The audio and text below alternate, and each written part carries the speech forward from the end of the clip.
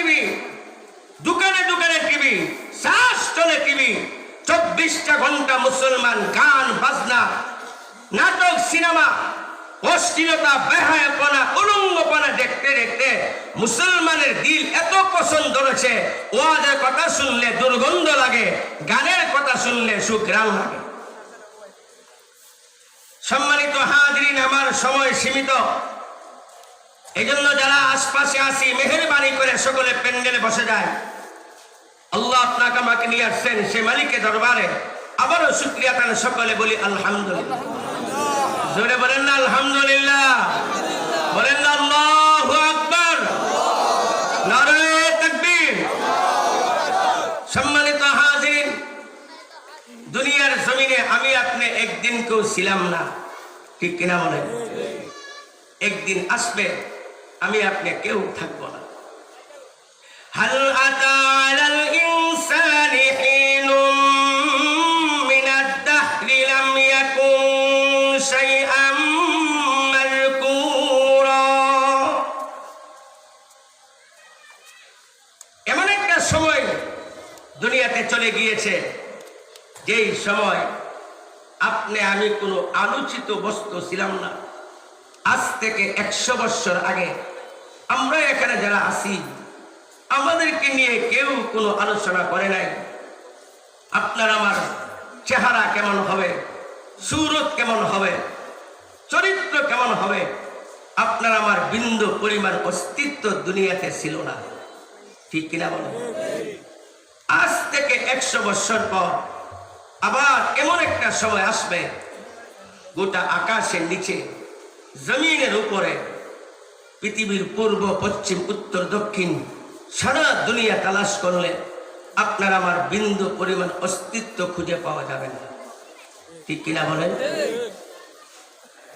মেরে ভাইও, দুনিয়াতে আমি আপনি আসি নাই, আমাকে পাঠাইছে।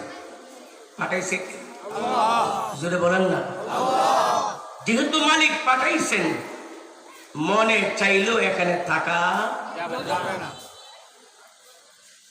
কুল্লু নাফসিন যায়িকাতুল মাউত। দুনিয়ার প্রত্যেকটি মানুষকে মৃত্যুর স্বাদ গ্রহণ করতে হবে, মরলি শেষ না। সুম্মা ইলাইনা তুরজাউন। মৃত্যুর পর সকলকে আল্লাহর সামনে হাজির করা হবে। গোটা জিন্দেগির পাই টু পাই হিসাব আল্লাহকে দিতে হবে। আপনারা আমার কথা শুনতেছেন? যেহেতু বসছেন, মেহেরবানি করে গান মারাবেন না। আপনারা যত মুতাওয়াজ্জ হবেন আল্লাহ আমার জবান থেকে সেই পরিমাণ কথা বের করে দেবেন। যারা আসছেন যথেষ্ট, যারা আসেনি তাদের সাবজেক্ট বা আমরা যারা এখানে আসছি, আমরা কথাগুলি দিলের কানে শুনি, জিন্দিগি যেন পরিবর্তন হয়। বেশি বয়ান লাগে না, দিলের কানে শুনলে, আমল নিয়তে শুনলে একটা বয়ানই মানুষের জীবনকে পরিবর্তন করতে পারে। সম্মানিত হাজিরিন, আল্লাহ রাব্বুল আলামিন আপনাকে আমাকে সুনির্দিষ্ট একটা সময় দিয়ে দুনিয়াতে প্রেরণ করেছেন। কেন বানাইছেন? বান্দা যেন দুনিয়াতে এসে তার সামনে চিরস্থায়ী জীবন, যে জীবনের শুরু আছে শেষ নাই। আমরা মনে করি মানুষ মারা গেলে শেষ। না না না, মানুষ মারা গেলে জীবন শুরু, খেলা শুরু। এজন্য মানুষ যেন দুনিয়াতে এসে সঠিক পথে চলতে পারে। কোনটা সঠিক, কোনটা বেঠিক, কোনটা হালাল, কোনটা হারাম, কোন পথে চললে তার জীবন কামিয়াব হবে, কোন পথে চললে কবরে শান্তি পাবে, দুনিয়াতে শান্তি পাবে, কবরে শান্তি পাবে, হাসরে শান্তি পাবে, মিজানে শান্তি পাবে, কোন পথে চললে জাহান্নামের আগুন থেকে মুক্তি পেয়ে জান্নাতবাসী হতে পারবে। এই জন্য আল্লাহ রাব্বুল আলামিন দুনিয়ার জমিনে আল্লাহ দিন পাঠাইছেন। দিন দিন যে মানুষ দিন মোতাবেক জীবন যাপন করবে, আল্লাহর ওয়াদা তার ব্যক্তি জীবনে শান্তি হবে, পারিবারিক জীবনে শান্তি হবে, সামাজিক জীবনে শান্তি হবে, রাষ্ট্র জীবনে শান্তি হবে, কবরে শান্তি হবে, মিজানে শান্তি হবে, হাসরে শান্তি হবে। দ্বীনের মাধ্যমে আল্লাহ তাকে জাহান্নাম থেকে মুক্ত করে আল্লাহ জান্নাতে পৌঁছায় দেবে। সুবহানাল্লাহ। মুসলমান ভাইরা, আজকে আমাদের মুসলমানের ঘরে খাবারের অভাব নাই, কাপড়ের অভাব নাই, অর্থ সম্পদের অভাব নাই, কিন্তু আমাদের ব্যক্তি জীবনে শান্তি নাই, পারিবারিক জীবনে শান্তি নাই, সামাজিক জীবনে শান্তি নাই, রাষ্ট্রীয় জীবনে শান্তি নাই, মারামারি কাটাকাটি, ঠিক কিনা বলেন? মুসলমান, আমি আপনি যদি ব্যক্তি জীবনে শান্তি পেতে চাই, আপনার আমার মাথা হতে পা পর্যন্ত গোটা জিন্দেগির মধ্যে দ্বীন কায়েম করতে হবে, ইসলাম বাস্তবায়ন করতে হবে। আপনার আমার পরিবারে যদি শান্তি পেতে চাই, পরিবারের সকল সদস্যদের মধ্যে দ্বীন প্রতিষ্ঠা করতে হবে। আপনার আমার সমাজে যদি শান্তি দিতে চাই, গোটা সমাজে আল্লাহর দ্বীন ইসলাম কায়েম করতে হবে। ঠিক তেমনি ভাবে কোন রাষ্ট্রপতি, কোন দলের নেতা যদি রাষ্ট্রের ক্ষমতা গিয়ে দেশটাকে শান্তি দিতে চায়, একমাত্র রাস্তা হলো ওই রাষ্ট্রপতি, দেশের প্রধান, রাষ্ট্রের ক্ষমতা এসে আল্লাহর দ্বীন ইসলাম কায়েম করতে হবে। এই দ্বীন ইসলাম ছাড়া যত দল পরিবর্তন হোক না কেন, যত তন্ত্রমন্ত্র হোক না কেন, স্বাধীনতার পর থেকে আমরা লক্ষ্য করতেছি একের পর এক দল পরিবর্তন হচ্ছে, নেতা পরিবর্তন হচ্ছে, ভাগ্য পরিবর্তন হচ্ছে না, সমাজের দুর্নীতি দমন হচ্ছে না, সমাজের অপরাধ দমন হচ্ছে না, মামলা হামলা দমন হচ্ছে না। পরিষ্কার কথা, মানুষের মতবাদ দিয়ে, মানুষের বানানো আইন সংবিধান দিয়ে মানুষের জীবনে শান্তি নিরাপত্তা আসবে না। মানুষের জীবনে শান্তি নিরাপত্তা আনতে হলে আল্লাহর দ্বীন কায়েম করতে হবে। আপনারা কি আমার কথা বুঝেন? আল্লাহ সকলকে সহি বুঝ দান করুন, বলেন আমিন। দেখি আপনারা আমার কথা কতটুকু বুঝতে পারলেন? আল্লাহ আপনার আমার গোটা মানব জাতির শান্তি সফলতা রাখছেন একমাত্র আল্লাহর দ্বীন ইসলাম মানার মধ্যে। আল্লাহ জমিনে দ্বীন পাঠাইছে এই দ্বীন শিক্ষা দেওয়ার জন্য, এই দ্বীন শিক্ষা দেওয়ার জন্য আল্লাহ এক নাম্বার পাঠাইছেন উস্তাদ, দুই নাম্বার পাঠাইছেন সাবজেক্ট। বুঝতেছেন দ্বীন কাকে বলে? আমরা দ্বীন জানি না, দ্বীন চিনি না। এই দ্বীন বোঝানোর জন্য আল্লাহ উস্তাদ পাঠাইছেন। আর উস্তাদ কোন ভাবে দ্বীন শিক্ষা দিবে? উস্তাদের কাছে আল্লাহ আসমানি কিতাব পাঠাইছে। আদম আলাইহিস সালাম থেকে শুরু করে ঈসা আলাইহিস সালাম পর্যন্ত ১৬ লক্ষ নবী রাসূল দুনিয়াতে প্রেরণ করেছেন। সর্বশেষ উস্তাদ, শ্রেষ্ঠ উস্তাদ, কিয়ামত পর্যন্ত সর্বকালের সমস্ত মানব জাতির ব্যক্তি জীবন থেকে শুরু করে রাষ্ট্র জীবন পর্যন্ত কোন পথে চললে তার জীবনে শান্তি আসবে, কামিয়াবি আসবে, সফলতা আসবে, এটা বোঝানোর জন্য আল্লাহ চূড়ান্ত শ্রেষ্ঠ উস্তাদ পাঠাইছেন। সে উস্তাদের নাম হলো মুহাম্মাদুর রাসূলুল্লাহ। আর নবীকে পাঠাইয়া আল্লাহ চূড়ান্ত কিতাব পাঠাইছেন, শ্রেষ্ঠ কিতাব পাঠাইছেন, এর নাম হলো মহাগ্রন্থ আল কুরআন। মুসলমান ভাইরা, আল্লাহ রাব্বুল আলামিন যুগে যুগে নবী রাসূল পাঠাইছেন, আসমানি কিতাব পাঠাইছেন। কিন্তু আমাদের নবীর আগে যত কিতাব আল্লাহ পাঠাইছেন, কোন কিতাব চূড়ান্ত কিতাব ছিল না, শেষ কিতাব ছিল না। কোন নবী শেষ নবী ছিলেন না। একমাত্র আমাদের নবীকে আল্লাহ শ্রেষ্ঠ নবী, শেষ নবী পাঠাইলেন। আমাদের নবীর পরে কোন নবী নাই, ঠিক কিনা বলেন? নবীর পরে জোরে বলেন না, নবীর পরে নবী আছে? কাদিয়ানীরা জোরে বলেন না, কাদিয়ানীরা কাফের। নবী উস্তাদ আর সাবজেক্ট পাঠাইছেন কোরআন। নবী যেমন শ্রেষ্ঠ নবী, কোরআনও শ্রেষ্ঠ কিতাব। নবী যেমন শেষ নবী, কোরআনও শেষ কিতাব। সুবহানাল্লাহ। এই কোরআন আল্লাহ কেন পাঠাইলেন? এই কোরআন আল্লাহ কখন পাঠাইলেন? এই কোরআন আজ থেকে 1460 বছর আগে আল্লাহ দুনিয়াতে প্রেরণ করেছেন। সুবহানাল্লাহ। কোরআনের বয়স কত? 1460 1460 বছর আগে আল্লাহ কোরআনকে পাঠাইছে। এ আল্লাহ কোরআনকে কেন পাঠাইলেন? আল্লাহ বলেন, শাহরু রমাদান আল্লাযী উনজিলা ফীহিল কুরআন হুদাল লিন্নাস। আল্লাহ বলে পবিত্র মাহে রমজানে কোরআন নাজিল করা হয়েছে। এই কোরআনকে কেন পাঠাইছি? হুদাল লিন্নাস, সমস্ত মানব জাতিকে সিরাতে মুস্তাকিম সঠিক পথ প্রদর্শন করার জন্য, সমস্ত মানব জাতিকে যেই পথে চললে সিরাতে মুস্তাকিমে চলা যাবে, যেই পথে চললে ব্যক্তি জীবনে শান্তি পাওয়া যাবে, পারিবারিক জীবনে শান্তি পাওয়া যাবে, সমাজ জীবনে শান্তি পাওয়া যাবে, যেই পথে চললে পরকালে জাহান্নামের আগুন থেকে মুক্তি পাওয়া যাবে, এই বিবরণ দিয়ে আল্লাহ কোরআন প্রেরণ করেছেন। সুবহানাল্লাহ। প্রত্যেক নামাজের মধ্যে আমরা আল্লাহর কাছে সিরাতে মুস্তাকিম চাই, তাই না? এমন কোন নামাজ নাই যে নামাজে সূরা ফাতিহা নাই। কথা বলা, সূরা ফাতিহা ছাড়া নামাজ আছে? সূরা ফাতিহার মধ্যে বান্দা আল্লাহর কাছে সিরাতে মুস্তাকিম চায়। ইয়্যাকা না'বুদু ওয়া ইয়্যাকা নাস্তাঈন। বান্দা কয়, আল্লাহ আপনারই ইবাদত করি, আপনারই ইবাদত করব, আপনার কাছে সাহায্য চাই, আপনার কাছে সাহায্য চাইব। এই কথা বলার পরে আল্লাহ নামাজের মধ্যে বান্দাকে প্রশ্ন করে, মা তাস্তাঈনু ইয়া আবদি, হে বান্দা তুমি আমি আল্লাহর কাছে কি চাও? তখন আপনিও নামাজে বলেন, আমিও বলি, ইহদিনাস সিরাতাল মুস্তাকিম।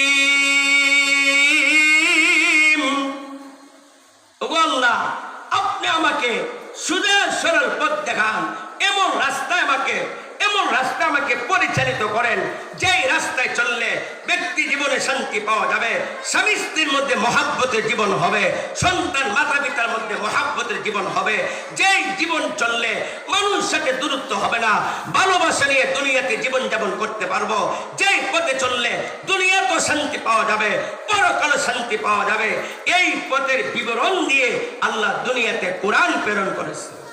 সুবহানাল্লাহ। আপনারা কি বুঝতে পারলেন? কোরআন ছাড়া সঠিক পথে চলা যাবে না। আরো জোরে, কোরআন ছাড়া মানুষ হওয়া যাবে না। মুসলমান ভালো করে শুনেন, আপনারা গ্রামের মানুষ, আমিও গ্রামের মানুষ, আমি কঠিন কথা বলতে এখানে আসি নাই, সহজভাবে বলার চেষ্টা করতেছি। আপনারা একটু আমাকে উত্তর দিবেন, আপনাদের সমাজে বর্তমানে ঘরে ঘরে শান্তি বেশি না অশান্তি? কেন অশান্তি? মুসলমানের জীবন চলবে কোরআন মোতাবেক, মুসলমানের ব্যক্তি জীবনের সাথে কোরআনের সম্পর্ক নাই, মুসলমানের পরিবারের সাথে কোরআনের সম্পর্ক নাই, মুসলমানের সমাজের সাথে কোরআনের সম্পর্ক নাই, মুসলমানের রাষ্ট্রের সাথে কোরআনের সম্পর্ক নাই। মুসলমান লক্ষ লক্ষ টাকা কামাই করতে পারেন,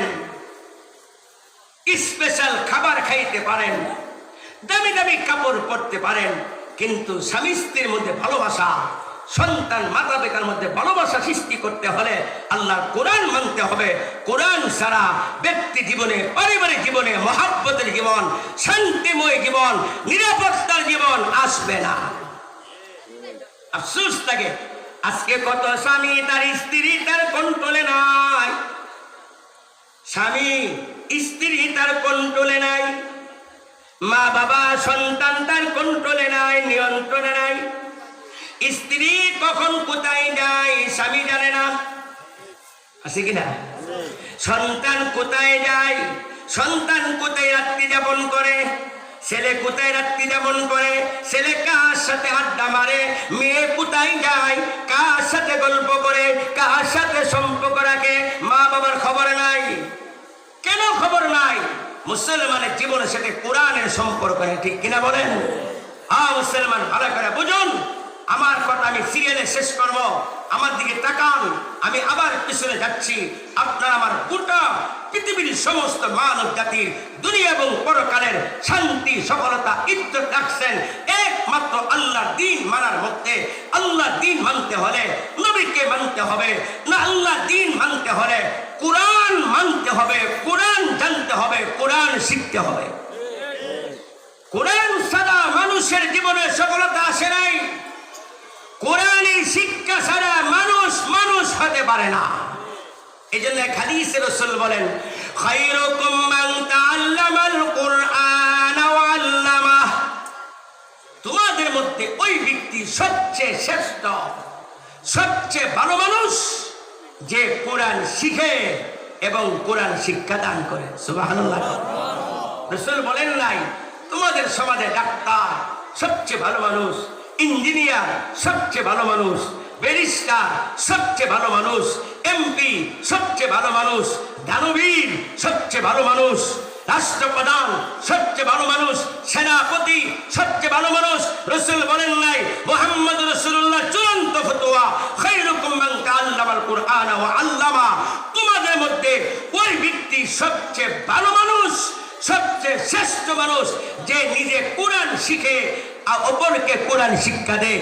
এই হাদিস থেকে পরিষ্কার বলতে চাই, এই যে আপনাদের মাদ্রাসা, এই মাদ্রাসা হলো সবচেয়ে শ্রেষ্ঠ ভালো মানুষের কারখানা। সুবহানাল্লাহ কইবেন না? মুসলমান ভাইরা, আমি আপনি যেন কোরআনের সাথে সম্পর্ক স্থাপন করতে পারি। ভালো করে শুনেন, আজকে সন্তানকে কোরআন পড়াইতে ভালো লাগে না। সন্তান যদি আরবি বলে আব্বা আম্মার কাছে ভালো লাগে না, ইংরেজি বললে ভালো লাগে। কথা কথা যে থ্যাংক ইউ ভেরি মাচ বলে খুব ভালো লাগে। থ্যাংক ইউ ভেরি মাচ এগুলি বললে ভালো লাগে, আরবি বললে ভালো লাগে না। মুসলমান, কোরআন এমন একটা কিতাব, এই কোরআনের সাথে যার সম্পর্ক হবে, কোরআন যেমন দামি, আল্লাহ তাআলা ওই বস্তুটাকেও আল্লাহ দামি বানায়া দেন। এই জন্য আল্লাহ তাআলা কোরআনকে এমন ভাবে নাজিল করেছেন, আসমানি অন্য কিতাবকে আল্লাহ এমন ভাবে নাজিল করেন নাই। আপনারা কি আমার কথা বুঝতেছেন? আমি ক্লাসের মতো কথা বলি, একটাও বলে যাব, আপনারা বুঝবেন না, হবে না। কোরআন দামি না বেদামি? আরো জোরে।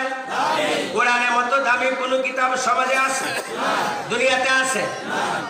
রাষ্ট্রপতি দামি, এই জন্য রাষ্ট্রপতি যে দামি, রাষ্ট্রপতি যে কোনো গাড়িতে বসে না, দামি গাড়িতে বসে। রাষ্ট্রপতি যে কোনো কাপড় পরে না, দামি কাপড় পরে। রাষ্ট্রপতি দামি, এই জন্য রাষ্ট্রপতি যেখানে সেখানে থাকে না, সবচেয়ে দামি জায়গা বঙ্গভবনে থাকে। কথা বলেন ঠিক? কোরআন যেহেতু দামি, এই জন্য আল্লাহ কোরআনকে দুনিয়াতে এমন ভাবে পাঠাইছেন আপনাকে আমাকে সবক দেওয়ার জন্য। তাওরাতকে আল্লাহ এমন ভাবে পাঠান নাই, জবুরকে আল্লাহ এমন ভাবে পাঠান নাই, ইনজিলকে আল্লাহ এমন ভাবে পাঠান নাই। দেখেন তো কোরআনকে কেমনে পাঠাইছে আল্লাহ। এক নম্বর, কোরআনকে আল্লাহ পাঠাইছেন 12 মাসের মধ্যে শ্রেষ্ঠ মাস রমজান মাসে। সুবহানাল্লাহ। কোরআনকে আল্লাহ কোন মাসে পাঠাইছেন? রমজান মাসে। নাম্বার 1। নাম্বার 2, সারা বৎসরের মধ্যে দিন শ্রেষ্ঠ নয়, রাত শ্রেষ্ঠ। কথা বলা। এই জন্য যারা বিয়ে করে শুনছেন জীবনে বলছে বাসর দিন কি কর, বাসর রাত। বুঝে গেল? বাসর তো রাতে হয়, দিনে হয় না। এই জন্য আল্লাহ 2 নম্বর কোরআনকে দিনে পাঠান নাই, রাতে পাঠাইছে। সুবহানাল্লাহ। আরবি হিসাবে 365 দিনে 360 দিন বৎসর হয়। এই 360 রাত্রির মধ্যে আল্লাহর কাছে শ্রেষ্ঠ রাত হলো লাইলাতুল কদর। আর কোরআনকে আল্লাহ পাঠাইছে কোন রাত্রিতে? ইন্না আনজালনাহু ফি লাইলাতিল কদর। নিশ্চয় আমি কোরআনকে কদর রাত্রিতে নাযিল করেছি। সুবহানাল্লাহ। সিরিয়াল মনে রাখতেছেন নি? 1 নম্বর, আল্লাহ কোরআনকে শ্রেষ্ঠ মাস রমজান মাসে নাযিল করেছেন। 2 নম্বর, শ্রেষ্ঠ সময় রাত্রিতে নাযিল করেছেন। 3 নম্বর, শ্রেষ্ঠ রাত লাইলাতুল কদরে নাযিল করেছেন। 4 নম্বর, সাইয়্যিদুল মালায়েকা জিবরিল আমিন শ্রেষ্ঠ ফেরেশতার মাধ্যমে আল্লাহ কোরআন নাযিল করেছেন। নাম্বার 5, গোটা পৃথিবীর মধ্যে শ্রেষ্ঠ জমিন মক্কার জমিন। আল্লাহ কোরআনকে পৃথিবীর যেখানে সেখানে পাঠান নাই, মক্কার জমিনে পাঠাইছেন। ওই নাম্বার গেল? ওই নাম্বার গেল 5। 6 নম্বর হলো 6 নম্বর হলো আমার আল্লাহ কোরআনকে শ্রেষ্ঠ মাসে, শ্রেষ্ঠ রাত্রিতে, শ্রেষ্ঠ ফেরেশতার মাধ্যমে, শ্রেষ্ঠ জমিন মক্কার জমিনে, শ্রেষ্ঠ নবী মুহাম্মদুর রাসূলুল্লাহ শ্রেষ্ঠ সিনায় আল্লাহ কোরআনকে নাযিল করেছেন। আল্লাহু আকবার বলবেন না? ভাই আগে বলছি এগুলি কি বয়ান সকলের জিনিস, এগুলো আপনারা বলছেন কোন কানেকশনে বক্তা না, এমন আমার দেবেন না, আমার বলছি এখানে আসার কিন্তু এগুলো আগে নাই, রাগ করবেন না। যাদের ঘরে টিভি আছে প্রত্যেকটা টিভির গায়ে পর্দা আছে, কিন্তু যাদের ঘরে কোরআন আছে কার ঘরে কোরআনের গায়ে গিলাফ আছে? যে সুবহানাল্লাহ, সুবহানাল্লাহ বলেন না, নাউজুবিল্লাহ। কোরআন দামি জবানে, অন্তরে নাই। অন্তর হলো টিভি দামি, অন্তর হলো জেনারেল শিক্ষা দামি। এই জন্য মাদ্রাসে যে ছেলে পড়ে তাকে মাসে 500 টাকা দিতে কষ্ট লাগে, আর যেই ছেলে স্কুল কলেজে পড়ে তার পিছনে হাজার হাজার টাকা ব্যয় করতে কষ্ট লাগে না। মুসলমান ভাইরা, আল্লাহ রাব্বুল আমিন কোরআনে কারীমকে রমজান মাসে নাযিল করে, লাইলাতুল কদরে নাযিল করে, মক্কার জমিনে নাযিল করে, শ্রেষ্ঠ নবীর শ্রেষ্ঠ সিনে নাযিল করে। আল্লাহ আপনাকে আমাকে সবক দিচ্ছেন, হে দুনিয়ার আমার বান্দারা শোনো, আমি আল্লাহ কোরআনের মাধ্যমে রমজানকে দামি বানাইছি, কোরআনের মাধ্যমে রমজানকে আমি দামি বানাইছি, কোরআনের মাধ্যমে লাইলাতুল কদরকে দামি বানাইছি, কোরআনের মাধ্যমে মক্কার জমিনকে দামি বানাইছি, কোরআনের মাধ্যমে জিবরাইল আমিনকে আমি আল্লাহ দামি বানাইছি। তোমরা যদি দামি হতে চাও কোরআনের সাথে সম্পর্ক রাখো, কোরআন ওয়ালা হও। তোমরা যদি তোমাদের সন্তানকে যদি দামি বানাতে চাও, তোমাদের সন্তানকে তোমরা কোরআন ওয়ালা বানাও। কোরআন ওয়ালা ছাড়া, কোরআনের শিক্ষা ছাড়া, কোরআনের আমল ছাড়া, কোরআন ছাড়া কোনোদিন সন্তান দামি হবে না। মুসলমান, কোরআন কেমন দামি কিতাব! এই যে এখানে আমি যে দাঁড়াইছি, এখানে কাঠ আছে না? কথা কন লাগে, এই দরজার মধ্যে কাঠ থাকে না, কিন্তু একটা কাঠ দিয়ে যে রিহাল বানানো হয়, কোরআনের রিহাল বানানো হয়, ওই রিহালটা এমন দামি হয়ে যায়, রিহালটাকে কোনো মানুষ পা দিয়া আঘাত করে না, রিহালে পা লেগে গেলে চোয়া খায়, ঠিক কিনা বলেন? কোরআনের সাথে যে কাপড়টা লাগে গিলাফ, এই কাপড়টা দামি হয়ে যায়। কোরআন এমন কিতাব, আপনি যেমন কোরআন শিখলে দামি হবেন, আপনি যেমন কোরআন পড়লে দামি হবেন, আপনি যেমন কোরআন মোতাবেক আমল করলে দামি হবেন। কোরআন যদি আপনি পড়তেও না পারেন, ও মুরব্বীরা, জীবন চলে যাচ্ছে, কোরআনে কারীম পড়তে পারি না। কোরআন যদি আপনি পড়তে নাও পারেন, আফসোস করে যদি চোখের পানিও ছাড়েন, এর বিনিময়ে আল্লাহ আপনাকে ক্ষমা করে আপনার কবরটাকে জান্নাতের ফুলের বাগান বানাইয়া দিবেন। হাকিমুল উম্মত, মুজাদ্দিদুল মিল্লাত আল্লামা শাহ আশরাফ আলী তানভী রাহমাতুল্লাহ আলাইহি কিতাবে ঘটনা লিখছেন। এক আল্লাহওয়ালা সরকারি কর্মকর্তা রাস্তা দিয়ে যাইতেছে, অফিসে যাইতেছে, আল্লাহওয়ালা। তখনকার রাষ্ট্রের কর্মচারী আল্লাহওয়ালা ছিল বাদশাহ আলমগীর, উপমহাদেশ শাসন করে সে আল্লাহওয়ালা ছিলেন।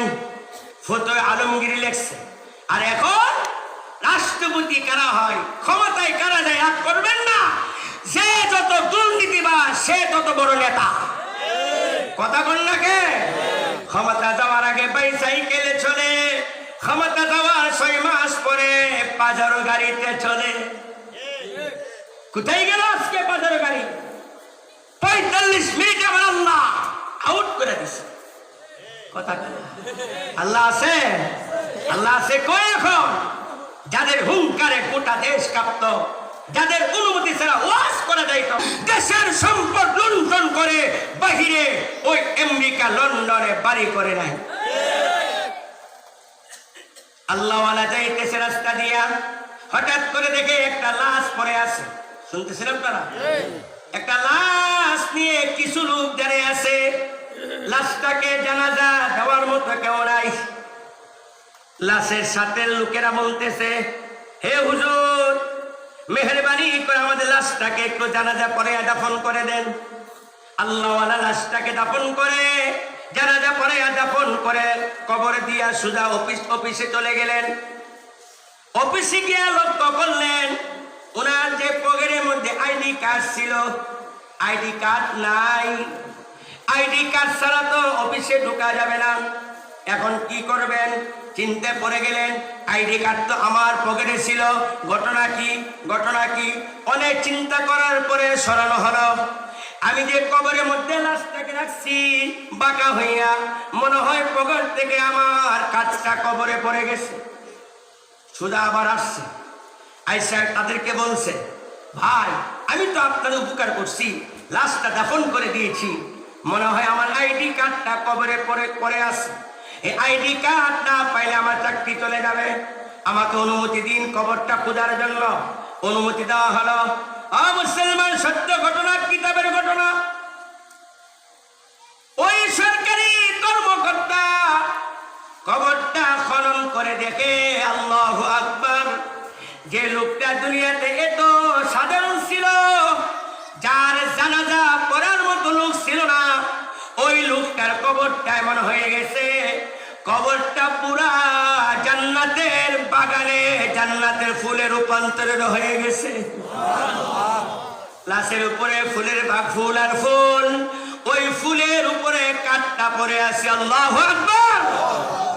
কাঠটা নিয়া এবার লোকটা চিনতে পড়ে গেলেন, যে লোকটার কবরকে রব্বুল আলামিন সরাসরি ফুলের বাগান বানিয়ে দিয়েছেন, নিশ্চয় এই লোকটা আল্লাহওয়ালা ছিল, সমাজে কেউ জানত না। তার মধ্যে এমন একটা আমল ছিল, যে আমলের কারণে রব্বুল আলামিন খুশি হইয়া কবরে নামার সাথে সাথে তার কবরটাকে জান্নাতের ফুলের বাগান বানিয়ে দিয়েছেন। আমাকে আমলটা জানতে হবে, আমলটা কি? এবার সুজা চলে গেছে ওই মাইয়েতের ঘরে। মাইয়েতের ঘরে গিয়ে মাইয়েতের স্ত্রীকে বলতেছে, আপনার স্বামী কি আমল করত, কি আমল করত? মাইয়েতের স্ত্রী বলতেছে, ও মুরব্বীরা, কান পেতে শুনে, আপনাদের শোনা দরকার। মাইয়েতের স্ত্রী বলতেছে, আমার স্বামীকে তেমন কোনো আমল করতে দেখি নাই। এই যে দেখেন ঝুলানো আছে কোরআন শরীফ, কোরআন শরীফ ঝুলানো আছে। এই কোরআন শরীফ নিয়ে রাতের বেলা ঘুমাইতেন না, রাতের বেলা ঘুমাইতেন না। বুড়া কালে আল্লাহর কালাম হাতে নিয়ে আল্লাহর কালাম পড়তে পারতেন না। আল্লাহর কালামের প্রত্যেকটা লাইনের